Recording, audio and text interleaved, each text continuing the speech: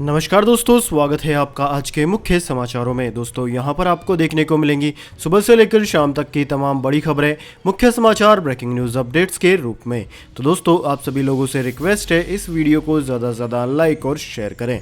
तो दोस्तों सीधे चलते हैं आज की पहली बड़ी खबर की ओर।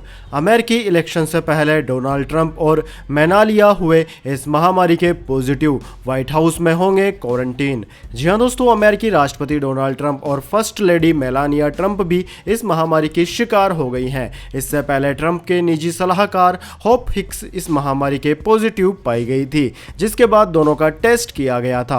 होप ने बीते बुधवार को ही ट्रंप के साथ एयरफोर्स वन में यात्रा की थी। राष्ट्रपति ट्रंप ने एक ट्वीट के जरिए पॉजिटिव होने की जानकारी दी है। दोस्तों CNN के मुताबिक होप ट्रंप के प्रेसिडेंशियल कैंपेन में भी अहम भूमिका निभा रही थी और लगातार कुछ हफ्तों से राष्ट्रपति के साथ उनके विमान एयरफोर्स वन में भी सफर कर रही थी। ट्रंप ने ट्वीट कर कहा कि देर रात हुए टेस्ट में मैं और फर्स्ट लेडी इस महामारी के पॉजिटिव पाए गए हैं। हम तुरंत अपना क्वारंटीन और रिकवरी प्रोसेस शुरू कर रहे हैं। हम साथ मिलकर इससे लड़ेंगे। इसके बाद दोस्तों अगली बड़ी खबर, कुलभूषण जाधव को नहीं मिलेगा भारतीय वकील, पाकिस्तान ने फिर खारिज की मांग। जी हां दोस्तों, पाकिस्तान ने गुरुवार को भारत की उस मांग को एक बार फिर खारिज कर दिया जिसमें कहा गया था कि मौत की सजा पाए कुलभूषण जाधव को एक भारतीय या फिर क्वीन का वकील मिलना चाहिए। दोस्तों भारत का मानना है कि पाकिस्तान में जाधव को एक भारतीय वकील इसलिए मिलना चाहिए उसे स्वतंत्र और निष्पक्ष रूप से मुकदमा लड़ने का अवसर मिल सके। हालांकि इमरान सरकार इसके लिए तैयार नहीं है। दोस्तों पाकिस्तानी विदेश मंत्रालय के प्रवक्ता जाहिद हफीज चौधरी ने संवाददाता सम्मेलन में एक सवाल के जवाब में कहा कि हमने उन्हें बार बार बताया है कि अदालत में कमांडर जाधव का पक्ष केवल वही वकील रख सकते हैं जिनके पास पाकिस्तान में वकालत करने का लाइसेंस है। उन्होंने कहा कि भारतीय उच्चतम न्यायालय ने भी अपने एक फैसले में कहा था कि देश में कोई विदेशी वकील वकालत नहीं कर सकता। पिछले महीने भारतीय विदेश मंत्रालय के प्रवक्ता अनुराग श्रीवास्तव ने कहा था कि पाकिस्तान की सरकार अंतर्राष्ट्रीय न्यायालय के फैसले के क्रियान्वयन में नाकाम रही है। इसके बाद दोस्तों अगली बड़ी खबर, अमेरिका ने चीन से स्पष्ट कहा अरुणाचल प्रदेश भारत का है हिस्सा, इसमें कोई बदलाव नहीं होगा। जी हाँ दोस्तों, भारत के हिस्सों पर चीन के द्वारा लगातार अधिकार जताने और आक्रामक सैनिक कार्यवाही से अमेरिका भी नाराज नजर आ रहा है। चीन ने पिछले दिनों न सिर्फ लद्दाख बल्कि अरुणाचल प्रदेश को भी विवादित क्षेत्र बता दिया। हालांकि अब भारत को इस मुद्दे पर अमेरिका का साथ मिल गया है। अमेरिका ने कहा कि वह बीते 60 साल से अरुणाचल को भारत का हिस्सा मानता है और इस नीति में कोई बदलाव होने नहीं जा रहा। उधर अमेरिकी कांग्रेस ने भी चीन के खिलाफ निर्णायक कार्यवाही करने की बात कही है। अमेरिका के गृह विभाग ने बयान दिया है कि करीब 60 साल से अमेरिका ने अरुणाचल प्रदेश को भारत का हिस्सा माना है। हम वास्तविक नियंत्रण रेखा पर किसी तरह की घुसपैठ, चाहे सैनिक हो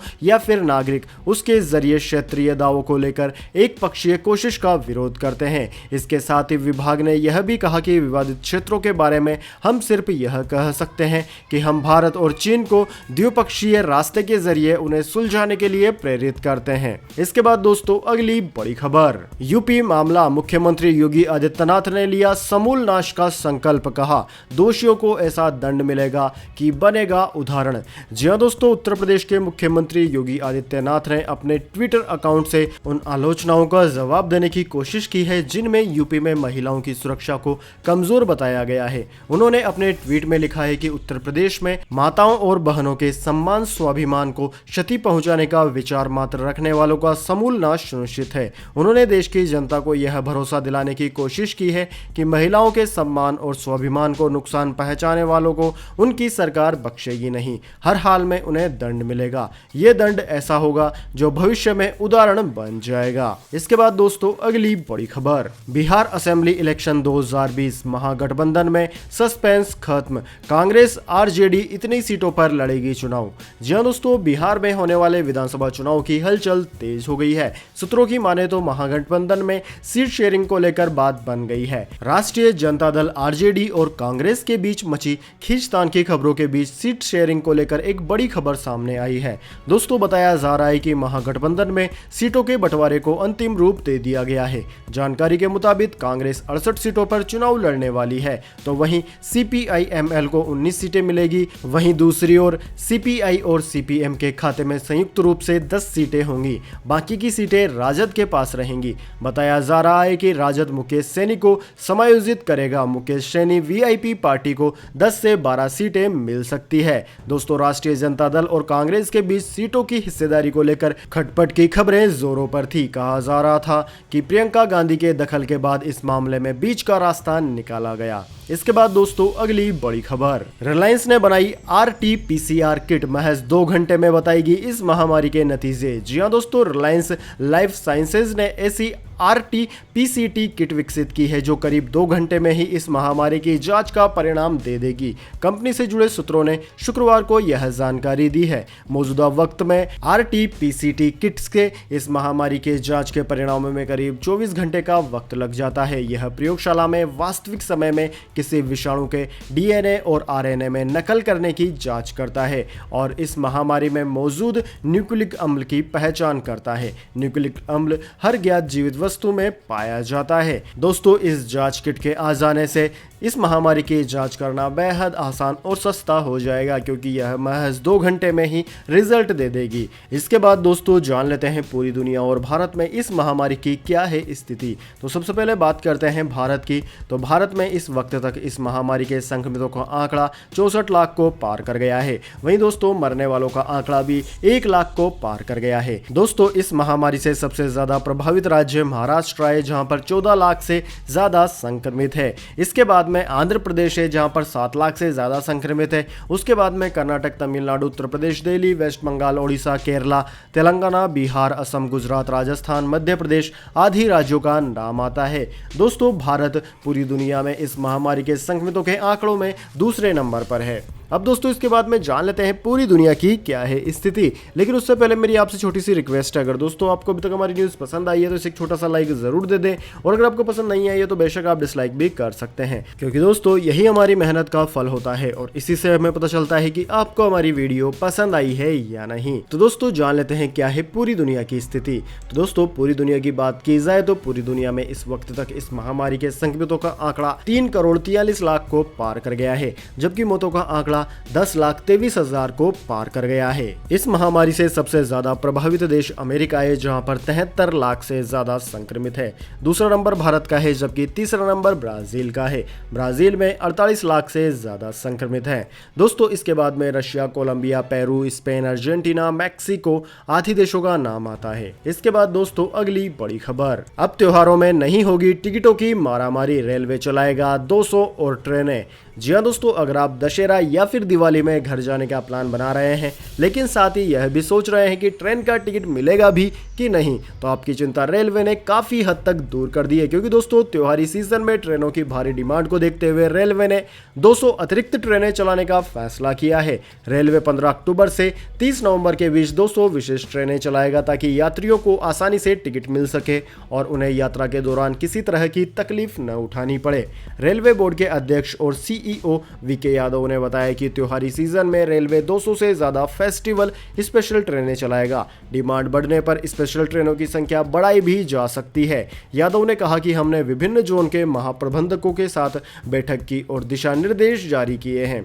वे स्थानीय प्रशासन से बातचीत कर इस महामारी संक्रमण की स्थिति की समीक्षा करेंगे। उनसे रिपोर्ट मांगी गई है और इसी आधार पर फैसला होगा कि त्योहारी सीजन में कितनी विशेष ट्रेनें चलाई जाए। इसके बाद दोस्तों अगली बड़ी खबर, हरकतों से बाज नहीं आ रहा है चाइना, मजबूरन अमेरिका के बाद यूके ने भी उठाया बड़ा कदम। जी हां दोस्तों, चीन अपनी हरकतों की वजह से अब हर तरफ से घिरता नजर आ रहा है। चीन की हरकतों की वजह से चीनी छात्रों की ब्रिटेन में नो एंट्री हो सकती है। एक रिपोर्ट के मुताबिक ब्रिटेन सरकार चीन द्वारा उत्पन्न इंटेलेक्चुअल प्रॉपर्टी यानी कि IP चोरी के खतरे को देखते हुए ब्रिटिश विश्वविद्यालयों में चीनी छात्रों पर रोक लगा सकती है। ब्रिटेन सरकार राष्ट्रीय सुरक्षा से संबंधित विषयों पर अध्ययन करने के इच्छुक विदेशी आवेदकों पर रोक लगा सकती है। ब्रिटेन को अंदेशा है कि उसकी इंटेलेक्चुअल प्रॉपर्टी चोरी करने की कोशिश की जा रही है। बताया जा रहा है कि राष्ट्रीय सुरक्षा समिति के मंत्रियों ने इस बाबत बन रही पॉलिसी पर हस्ताक्षर कर दिए हैं।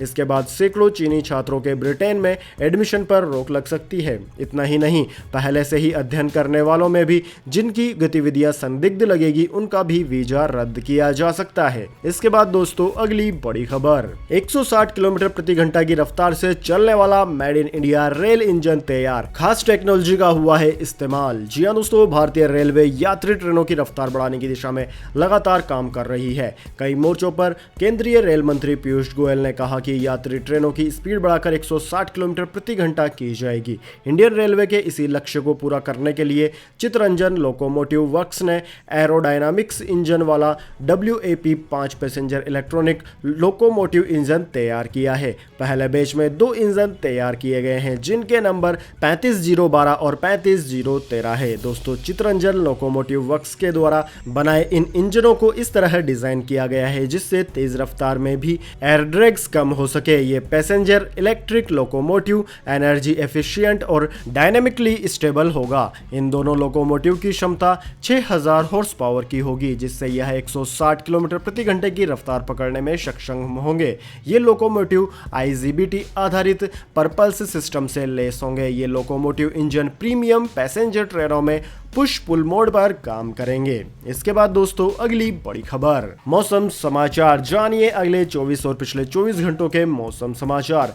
दोस्तों, उत्तर भारत के मैदानी इलाकों में चल रही उत्तर पश्चिमी शुष्क हवाओं के कारण वातावरण में नमी कम हुई है, जिससे उत्तर प्रदेश के कुछ और भागों तथा राजस्थान के अधिकांश इलाकों के साथ साथ उत्तर पश्चिमी मध्य प्रदेश से आज दोपहर या शाम तक मानसून के वापस होने की घोषणा हो सकती है। दोस्तों, बीते 24 घंटों की बात की जाए तो बीते 24 घंटों के दौरान असम, ओडिशा और नागालैंड में कई जगहों पर हल्की से मध्यम बारिश के साथ कुछ स्थानों पर भारी वर्षा भी हुई है। रायलसीमा, आंतरिक कर्नाटक, उत्तरी महाराष्ट्र और मध्य प्रदेश के पश्चिमी भागों में 1-2 स्थानों पर हल्की वर्षा दर्ज की गई है। उत्तरी पश्चिमी भारत और उत्तर भारत के पर्वतीय राज्यों में मौसम सभी जगहों पर साफ और शुष्क बना रहा। वहीं दोस्तों, आगामी 24 घंटे की बात की जाए तो अगले 24 घंटों के दौरान असम, मेघालय, ओडिशा, पश्चिम बंगाल में कुछ स्थानों पर हल्की से मध्यम बारिश के साथ 1-2 जगहों पर भारी वर्षा भी हो सकती है।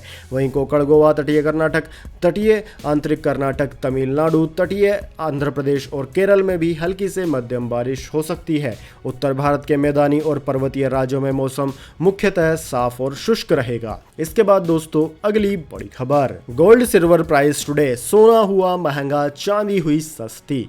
जी हां दोस्तों, सोने में मामूली बढ़त हुई है, जबकि चांदी की कीमतों में फिर से गिरावट हुई है। HDFC सिक्योरिटीज के अनुसार आज राष्ट्रीय राजधानी दिल्ली में सोने की कीमत 37 रुपए बढ़कर 51,389 रुपए प्रति 10 ग्राम हो गई। वहीं दोस्तों, चांदी की बात की जाए तो चांदी की कीमत 915 रुपए घटकर 61,423 रुपए प्रति किलोग्राम पर पहुंच गई है। इसके बाद दोस्तों, अगली बड़ी खबर, प्रियंका गांधी दिल्ली स्थित वाल्मीकि मंदिर में प्रार्थना सभा में हुई शामिल। जी हां दोस्तों, उत्तर प्रदेश में हुए सामूहिक दुष्कर्म और हत्या मामले को लेकर सियासत और हंगामा जारी है। घटना क्षेत्र के डीएम का एक वीडियो सामने आया है, जिसमें वो पीड़िता के परिवार को धमकाते दिख रहे हैं। कई विपक्षी पार्टियां मामले में उत्तर प्रदेश सरकार और यूपी पुलिस के रवैये को लेकर सवाल उठा रही है। इसी बीच पीड़िता के परिवार से मिलने जा रहे तृणमूल के कुछ सांसदों को यूपी पुलिस द्वारा रोक दिया गया। पार्टी ने बताया कि ये सांसद अलग अलग यात्रा कर रहे थे। वहीं दोस्तों, इस घटना के बाद कांग्रेस महासचिव प्रियंका गांधी दिल्ली स्थित वाल्मीकि मंदिर में प्रार्थना सभा में शामिल हुई। एक दिन पहले राहुल गांधी और प्रियंका गांधी को भी उस घटना स्थल जाने से रोक दिया गया था यूपी पुलिस के द्वारा। इसके बाद दोस्तों, अगली बड़ी खबर, फोन बैंकिंग का करते हैं इस्तेमाल तो हो जाए सावधान। देश में बढ़ रहे हैं साइबर फ्रॉड के मामले। जी हां दोस्तों, अगर आप भी phone banking, smartphone banking, computer, net banking, digital banking का इस्तेमाल करते हैं तो थोड़ा आपको सावधान होने की जरूरत है, क्योंकि दोस्तों हाल ही में NCRB की रिपोर्ट के मुताबिक भारत में 2019 में साइबर फ्रॉड 64% बढ़ गया है। NCRB के डेटा में कहा गया है कि 2019 में साइबर अपराध के 44,546 मामले सामने आए हैं, जो 2018 में 28,248 दर्ज किए गए थे। दोस्तों, कर्नाटक में सबसे अधिक साइबर अपराध के मामले दर्ज किए गए हैं, जो कि 12,020 हैं। उसके बाद में उत्तर प्रदेश, महाराष्ट्र, तेलंगाना और असम में दर्ज किए गए हैं। सबसे ज्यादा फर्जीवाड़े कंप्यूटर के माध्यम से हो रहे हैं। इस रिपोर्ट के हिसाब से 5.1% मामले यौन हिंसा में भी संबंधित हैं। इसके बाद दोस्तों अगली बड़ी खबर, प्रधानमंत्री इमरान खान के तेवर, कोई सेना प्रमुख मुझसे पूछे बिना कारगिल वार करता तो उसे सबक सिखाता। जी हां दोस्तों, पाकिस्तान के प्रधानमंत्री इमरान खान ने गुरुवार को सेना को लेकर भी तीखा बयान दे डाला। इमरान ने एक इंटरव्यू में स्पष्ट कहा कि अगर कोई सेना प्रमुख उनसे बिना पूछे कारगिल पर हमला करता तो वे बिना देरी के न सिर्फ उसका इस्तीफा ले लेते बल्कि उस पर कार्यवाही भी की जाती। इमरान खान ने आगे कहा कि अगर कोई सेना प्रमुख उन पर प्रधानमंत्री पद से हटने के लिए दबाव डालता तो उसे भी इस्तीफा देना पड़ता। इमरान खान ने आरोप लगाया कि भारत पाकिस्तानी सेना को कमजोर करने के लिए नवाज शरीफ की मदद कर रहा है। इमरान ने कहा कि नवाज शरीफ सेना पर राजनीतिक हस्तक्षेप का आरोप लगाकर एक खतरनाक खेल खेल रहे हैं। उन्होंने दावा किया कि पाकिस्तान के इतिहास में इस समय सेना और सरकार के बीच सबसे अच्छे संबंध हैं। दोस्तों, इमरान खान का यह बयान ऐसे समय पर आया है जब उन्होंने राजनीति में हस्तक्षेप और भ्रष्टाचार को लेकर सेना के खिलाफ मोर्चा खोल रखा है। इसके बाद दोस्तों अगली बड़ी खबर, one nation one ration card scheme को लेकर बड़ा ऐलान, अब यहां मिलेगा करोड़ों लोगों को फायदा। जी हां दोस्तों, one nation one ration card योजना बिल्कुल मोबाइल नंबर पोर्टेबिलिटी की तरह है, जिसे एक राज्य से दूसरे में जाने पर आपको सिर्फ नेटवर्क बदलने की जरूरत होती है, लेकिन नंबर वही रहता है। ऐसे ही अब आपको राशन कार्ड भी नहीं बदलना होगा। आसान भाषा में कहें तो दोस्तों, एक राज्य से दूसरे राज्य में जाने पर अब आप अपने राशन कार्ड का इस्तेमाल कर सकते हैं, दूसरे राज्य से भी सरकारी राशन खरीद सकते हैं। इसके लिए किसी नए राशन कार्ड की जरूरत नहीं होगी, आपको पुराने राशन कार्ड से ही सारे लाभ मिल जाएंगे और यह पूरी तरह मान्य होगा। दोस्तों, दो और राज्य तमिलनाडु तथा अरुणाचल प्रदेश को एक राष्ट्र एक राशन कार्ड योजना के तहत 26 राज्य केंद्र शासित प्रदेशों के मौजूदा राष्ट्रीय पोर्टेबिलिटी समूह के साथ जोड़ दिया गया है। इसके बाद दोस्तों अगली बड़ी खबर, एप्पल बना रहा है सेल्फ हीलिंग डिस्प्ले वाला फोल्डेबल फोन, छोटी मोटी टूट फूट खरोच और डेंट ये खुद ही ठीक कर लेगा। जी हाँ दोस्तों, टेक कंपनी एप्पल अपने दमदार आईफोन और उसमें मिलने वाले अद्भुत फीचर्स के लिए पॉपुलर है। जल्द ही कंपनी सैमसंग, हुआवे और मोटरोला को चुनौती देने के लिए फोल्डेबल फोन भी ला सकती है। एक रिपोर्ट के मुताबिक एप्पल एक सेल्फ हीलिंग डिस्प्ले वाले फोल्डेबल आईफोन पर काम कर रहा है। यह कितना एडवांस होगा, इस बात का अंदाजा इस बात से लगाया जा सकता है कि दोस्तों डिस्प्ले में होने वाली छोटी मोटी टूट फूट तक, यहाँ तक कि खरोच और डेंट यह खुद ही ठीक कर लेगा। एक एप्पल इनसाइडर के अनुसार कंपनी ने electronic devices with flexible display cover layers नाम का पेटेंट फाइल किया है, जो डैमेज को कम करने के तरीकों और नुकसान होने पर खुद उसे ठीक करने के बारे में बताता है। यह हिंट देता है कि एप्पल का नया डिस्प्ले सेल्फ हीलिंग तकनीक का उपयोग करेगा। तो दोस्तों यह थी आज की तमाम बड़ी खबरें। अब दोस्तों इसके बाद बारी आती है आज के माइंड क्यूज क्वेश्चन की। जी हाँ दोस्तों, एक आसान से सवाल का जवाब देकर आप जीत सकते हैं एक अमेजिंग सरप्राइज गिफ्ट। तो दोस्तों आज का सवाल आपकी स्क्रीन पर आ चुका है।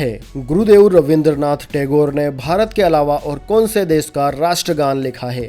जी हाँ दोस्तों, गुरुदेव रविंद्रनाथ टैगोर के द्वारा लिखी गई रचना भारत के अलावा और कौन से देश का राष्ट्रगान बन गई है?